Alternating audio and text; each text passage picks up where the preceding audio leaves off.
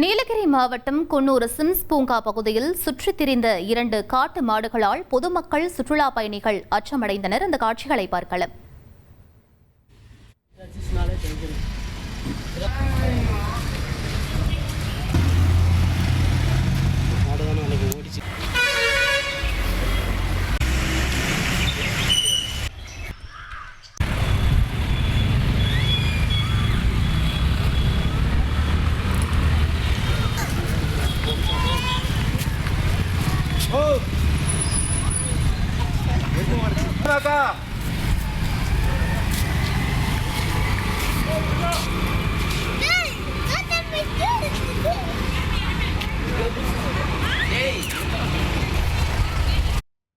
Sims பூங்கா முன்பு இன்று காலை 2 காட்டு மாடுகள் உலாவியது.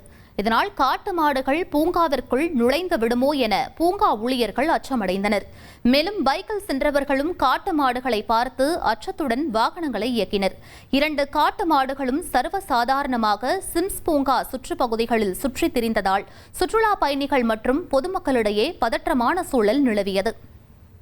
1,28,00,000 மனங்களை வென்ற தந்தி டிவி யூடியூப் சேனல். தவிர்க்க முடியாத தம்ப்நெயில், கலக்கலான கான்டென்ட்ஸ். நீங்களும் இந்த குடும்பத்தில் இணைய இப்பவே சப்ஸ்கிரைப் பண்ணுங்க.